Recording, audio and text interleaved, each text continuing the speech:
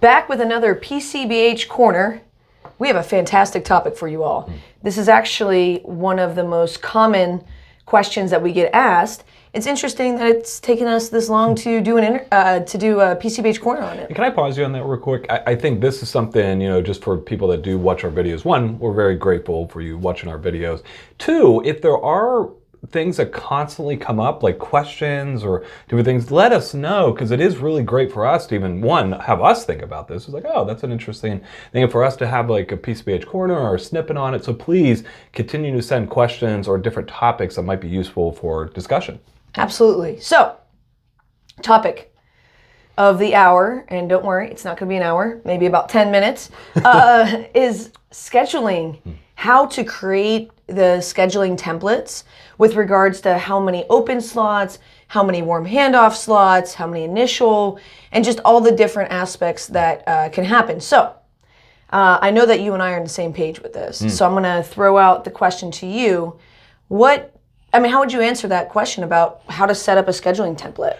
Well, like a good functional contextualist, it's always going to start with what's the goal of the context that we're trying to create. And I think that's an important part, because scheduling can become, I think, a lot of great ideas can come up, and very well-intentioned ideas. Yes. But if they're not placed within a context where there's a clear goal of what we're trying to produce, it might have some unforeseen ripples, because we hear constantly these kind of almost two spectrums. Okay. One is, hey, we're going to just block someone for handoffs only. And then the other thing is like, we're just going to load up people's schedules with scheduled visits. And that's an interesting one that can get us maybe down some roads where that is difficult. So where my mind goes first is just always asking, what is the goal that we're trying to have? Okay. And I would say there's a couple of different goals, and I'd love to know what your mind goes to, like what schedules are trying to produce. The one thing that definitely we want to produce, going within the GATHER acronym of PCBH, is high productivity. Okay. So we want to be able to maximize how much or how many visits someone is going to have within a day. So that is definitely one of the main functions. So high productivity. High productivity. The second one, also part of the GATHER acronym, would be the access piece. We want people to be able to get in immediately, either via a PCP or support staff having a handoff, or maybe a patient even walking in or calling in for a visit. We want to be able to have access to the BHCs for same-day visits. Okay. So those two things, I think, always drive what we're trying to do. High productivity and then access to it. Where's your mind go? That's exactly where I was tracking. And it can be a little bit of a wicked question. Really can be. No doubt. Because if you want the highest productivity for just numbers' sake, schedule everybody. Pack them in every 20 to 30 minutes. And so in a given... Almost kind of like a PCP. In a given day, you could have 16, if you went every 30 minutes, for 8 hours, that's 16 visits. Right. Now, there's another one to add in here that I think that knowing you would be really high priority is the well-being of our clinicians. So that's even more of a wicked question. So how do we have high productivity, have on-demand access, and put our clinicians in a situation where it feels good? So, we would advise against the scheduling everybody back to back to back like that for two reasons. One would be a co-located system. However, like Dave said in the very beginning, if your context is a co-located system, that might not be a bad idea. Correct. Although what then I would argue is if you had 16 back-to-back-to-back visits, I would then worry about the clinician well-being. 100%. So I think breaking it down into those three areas at all times of how do you honor GATHER in general, which GATHER is you're a generalist, you're accessible, you're team-oriented, you have high productivity, you're an educator to patients as well as the entire team, and BHC services are seen as routine. So that's where you'll get the GATHER. So... can I add something to that? Yes. Yeah. So as we're thinking about those three things, right? High productivity, access, and then provider kind of engagement and well-being, right, in a sense.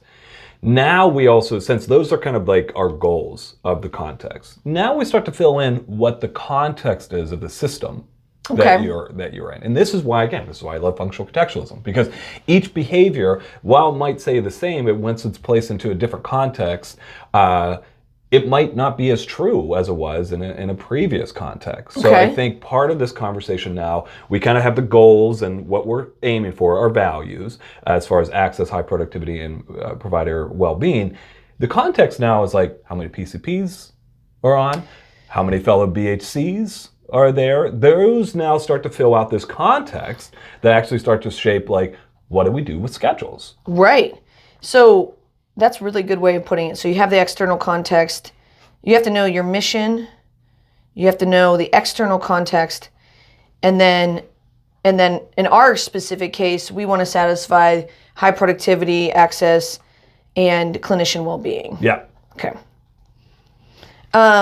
So again, breaking this down, in a PCBH clinic where you say had your ratios were a little bit stretched, meaning you have maybe a few more PCPs than you do BHCs, to put it nicely. So if you have a ratio that's completely within range of what we would recommend, which is about 1 to 3, you could get away with 1 to 4. Grace and compassion for folks, because I think 1 to 3, 1 to 4, our experience has been aspirational and rare, quite frankly. Right. Yeah. So while I think couldn't agree more, and it also probably changes what type of clinic you might be working in. If you're in a CHC, you might be really wanting that 1 to 3 ratio. Maybe if you're in a more private system that has maybe not as high as need or acuity, that it might change in some ways. But definitely the 1 to 3, 1 to 4 is what we have seen is what we would recommend, and rare. Right.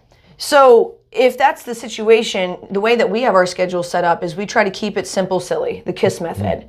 And we have basically 1 on, 1 off, all through the morning, all through the afternoon, which produces 5 open slots in the morning, 5 open slots in the afternoon. We do not do anything special for follow-ups versus initial. Green means go. So there's our green slots. You put them in, green means go. We have 10 for the day. Now that works in our system because we've been able to work up lots of time, tiers, and rocking the corner to get to that ratio of that 1 to 3, 1 to 4 on many days, or even better. But anyway, the point is we're able to have 5 open slots because say we're on in the morning, there might be 3, maybe 4 BHCs, and that's another thing. Not just ratios, but how many BHCs do you 100%. have in addition to the ratio? Absolutely, because there's a much different, it's interesting thing, even though it's the same ratio, there's a difference. It just feels different, just seems different. It would be interesting if we could actually quantify this. There's a difference between a clinic that has 4 PCPs and 1 BHC versus a clinic that has 8 PCPs and 2 BHCs. Just as a different team aspect that starts to go on. Let me ask you this, because I think one of the things that sometimes schedule, you said so many different things that I really, really liked. One was the 1 on, 1 off. Can you specify again what that means a little bit more, and then why we do this kind of 1 on, 1 off scenario? Absolutely. So 1 on would be, you look at the system that you're working in and how, maybe you have 15 30s is the setup. Okay. And so you can do where you have a green slot, say at like 8:15. Okay. I'll write this down. And then if we're on 30s. And that would be a scheduled visit. Yeah. Well, correct. Yeah. Yes. Okay. Yep. Yes. Just I was thinking of something different, but exactly. It's green means go. It's an open slot. There's no designation that should be an initial or that should be a follow-up or anything. If somebody calls in and for some reason that nobody's been scheduled there yet, you absolutely, green means go. Okay. So that would be an 8:15 slot. So if you're doing 30s, which I would recommend, if the PCPs are doing 15s, BHCs would do the 30s. Okay. So 30 minutes on would take it to 8:45. Okay. Now I'm going to be... You got it. But if we did... Because we did 1 every 45 minutes. I know. It gets a little bit, and this is why scheduling, this is why it's a good video, because it can get a little bit cumbersome. I agree with you about our current schedule. Let's just use, for simplicity's sake, the 30-minute on, 30-minute off. Okay. I think that would be the easiest one to explain. Okay, so 1 on at 8:15. Yep. And that brings you to 8:45. Yep. And then you have another 30-minute block. So your next one would be then 9:15. Yep. and then 9:15 and 9:45 is the visit. Yep. You have 30 minutes off, so then 10:15 is another green slot. 30-minute visit brings you to 10:45, off the off slot, and then another open slot at 11:15, and that would give you 4. Essentially in the AM, and then repeat. So what's interesting about that, right, is that I think then the other thing that we hear oftentimes, and we actually have made a video about this previously, is that off time, we're essentially saying, hey, that is going to be the time that we have handoffs. We're really, it's so funny because this is maybe why we haven't done a video yet, is because it really gets complex quickly. It seems like a really straightforward, straightforward, easy question, but now we can start, because those off slots, they're not off slots. They're not. Right. You're not in the back doing notes or just like, just like, oh, this is my off slot. The off slot is just a buffer so you can take handoffs at all times. And that is a great word to use and something I think we should use more. That off slot is the buffer to be able to catch back up. We probably should say that. We should say like 1 on buffer. 1 on, oh, that's brilliant. 2 on, the next one buffer. And so if we play this out a little bit, so say you have someone, you have a scheduled visit at 8:15. Say a handoff comes in at, let's make something up, like 8:45. So that would be perfect, right? It's like, oh, I can just squeeze that handoff in right there. That's my buffer time. But say, though, a handoff actually came in at 8:10 before your 8:15 appointment. Exactly. Our philosophy, as you always say, we are going to get the handoff no matter what. We're going to see the patient. We're going to see that handoff at 8:10. That pushes the 8:15 visit back. Maybe we don't start that till 8:30, 8:35. Then that buffer spot allows us to almost get caught back up by the time that we would start the 9:15. Which is why if you are in a system where the ratios are a little bit larger, 1 to 5, 1 to 6 and up, or you only have 1 BHC, for everyone's sanity, that's why you would probably want to have less scheduled slots. Correct. So in our system, we have 5 because on a typical day, we probably have, easily 9, 10, 11, 12 PCPs, but then we have 3 or 4 BHCs. Right. So, between everybody, you can have 5 open slots. You can schedule more patients.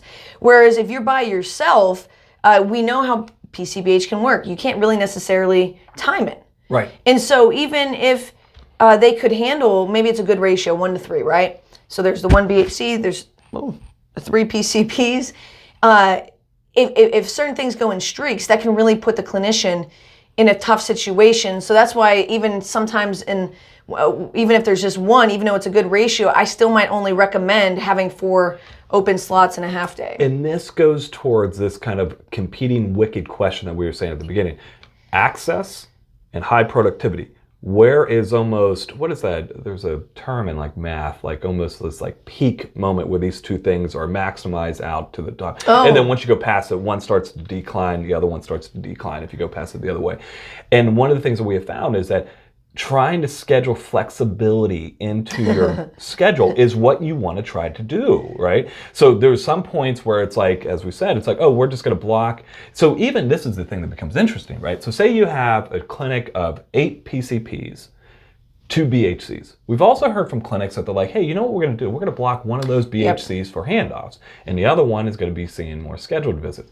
Well-intentioned idea. Very good idea. I think makes sense on the surface level. It does logically make sense. Logically makes sense. The problem is, though, what happens if 2 handoffs come in at the same time? Which happens regularly. It happens all the time. All the time. It's actually... So they're still waiting. It's actually funny that I would almost say, just maybe because of some experience, I almost feel like there always are 2 handoffs at the same time, right? Like they always seem to come together. Yeah. And then also for the audience, this really is a big topic. I said 10 minutes. I don't even know where we're at right now. But even the word handoff. So that's a great point. It's a great point. When we say warm handoff, we mean you're doing a clinical encounter. You're doing a visit. You're doing something clinically meaningful. And so you're not going to be able to get enough clinically meaningful visits if you're just blocking somebody for handoffs only, because that means you have to do 4 or 5 handoffs, and the chances that they're all going to come in perfectly sequentially, right? Yeah, perfectly like they almost staggered. line up like as a scheduled visits do. Right. Like they somehow one comes in at 8:15, one comes in at 8:45. So forth. And then, like you were saying, with this buffer zone of like, okay, in the schedule, it's like, okay, green means go, so green slot, and then warm handoff slot, and then green slot, and then warm handoff slot. It's like. And people, understandably, just for the grace, unless you're really like living in this world, this stuff kind of doesn't make a lot of sense. You really do kind of feel like, why should you get a warm handoff there? And like we were saying, that's just all buffer zone. And so, yeah, I mean. Well, let me pause. One of the responses oftentimes, right, that we hear is, again, grace and compassion, because it makes sense. Say a handoff comes in during a scheduled slot. It's like, well, I don't have a handoff slot at that time. And it's like, no, like the point is to have, these aren't handoff slots. These are, it's buffer. It's buffer slots to allow you to pick back up to get going. Yeah, and again, this is where scheduling becomes a pretty, I don't know what word we want to use, but there's a lot of different nuances to it of what goes on. The other thing that I was thinking about that we often don't talk about within the scheduling process is I literally wrote down scheduler sanity. So meaning that the people that do the schedules and input them, like you said, we want to make this as simple as possible for them. If there's a bunch of different things, like this is an initial visit, so it's going to be a 45-minute appointment, and only initials can go in there. This is a follow-up visit, so forth. That like, when is it considered a follow-up if the person hasn't been seen in 3 months, or is it 6 months, or? Right. And sometimes even people have like handoff slots that come in, and it's like someone needs to get scheduled. It's like, well, they have a handoff slot, so I can't use that. It's like the same day, or someone calls in that day, it's like, I can't use that as a handoff slot. The more complicated we make this, just the higher chances there's going to be error in implementing it. So as simple as we can make it, and that's why I love what you said, green means go. Whenever you see a scheduled slot, no matter who the patient is or they're calling in, if it's a follow-up, if it's initial, they get put into that visit and having those buffer slots. And everything else needs to be approved. Yes. Like the buffer slots. Yes. And so if somebody calls in and they need something, I mean, I recommend doing a warm handoff to that person. Correct. That would be a handoff. Yeah. So from the schedule. If somebody calls in and they say, I really need to be seen, and say there's only one BHC. That one BHC has 4 green slots. All 4 of those green slots are taken. I think that warrants a message to see if that is something that could be done. And you treat it almost like psychologically as though that were a handoff. And what's interesting is almost not even, it is a handoff, right? Like it literally is a handoff from reception. From reception. Yeah. You know, so I want to do like kind of a summary for this. Now, I know. I feel like I appreciate y'all listening this long. We opened a little bit of a can of worms here. This is great. Now, the one thing I wanted to do before is something else that we have seen as our team has grown now is clinics get used to the amount of BHCs that are on. Okay. And this is how, for the directors and the people that are out there making the leads and stuff, making these like schedules and trying to work this out, we appreciate the efforts that you're making so much because there is such a complicated system that happens. One of the things that we have found is that, say we have usually, as you said, we have usually 9 to 10 PCPs on at our mothership clinic, usually about 3 to 4 BHCs that are on. What happens if there's a stretch of PTO, CME, and we have some days where there might be only 2 BHCs on? We have to go in and block those green slots. And so that's because you can't have 5 slots. We reduce the amount of scheduled slots that they can have. And that's a big thing that's different in a lot of ways. It's like if you just allow that to occur, that's going to take the third prong of like providers are going to become overwhelmed. The BHCs will be overwhelmed, yeah. So if we have days where there might be 9 to 10 medical providers, only 2 BHCs, we go into those schedules and we start blocking some of those scheduled green slots so they are more available for handoffs. And what's interesting, we haven't seen too much of a productivity drop. Right. So we're still hitting that meeting of the apex point. Is that what it is? Apex? Could be. Could be. I don't know. Math's your thing. I tell you what, I know I need to get, but we're having these things still be maximized. That access and productivity are still maximized on these days that we might have a higher PCP to BHC ratio than we want. So summary-wise. Summary. Know the mission of your integrated care system and what you're trying to accomplish. Take into account how many PCPs are on and how many BHCs that you have. So the more the ratio is stretched and there's less BHCs and more PCPs, you might want to consider having less open slots. And then as you get multiple BHCs and your ratios are getting a little bit tighter, then you feel a little bit more comfortable. I still wouldn't go beyond the 5 and 5 for the day, beyond 10. No, I wouldn't for scheduled slots. Things to keep in mind is keeping your productivity up. Things to keep in mind, well, that depends on your setting, but for our setting, it'd be keeping productivity up, access very, very high, and then clinician well-being and just kind of what is manageable. Taking these all into account and then adjusting constantly. So if you hire another BHC and now you went from having maybe 1 to 5 and now you got 2 to 5 or 6. Okay, well now we might want to consider opening a slot more in each. And then if they're on PTO, one of the BHCs is on PTO or they're not working together, we might want to consider for those days doing a few more blocks and maybe down to 4. And in some scenarios, you might have as little as 3. We would recommend against having just all open for handoffs for one half and then packing the other one in, because I think that, and again, not in a critical way, I think that almost violates like the clinician well-being for the person who's back-to-back, because now you have like 8.5 day. Those folks need to return, and then when you, some of them are going to need to return, and then if you're only having warm handoffs only, then there's no places to put them, so then you end up getting like really absolutely crushed during your scheduled, and then during the warm handoff clinics, you might still be stressed because they can come in at multiple times. And then sometimes, it just might not have that many handoffs, and so your productivity is down, and then that could be, I think that was a really, really good summary. And within that, trying to schedule, it's an interesting thing. How do you schedule flexibility within your schedules? And that's where what we have found is that one on, buffer really promotes a sense of flexibility to be able to maximize productivity and access. And we were at 20/40s for a really long time, and that's where that one on, one off worked really well, which is why I was kind of mixed up earlier when we were trying to do, because we just switched to 30s.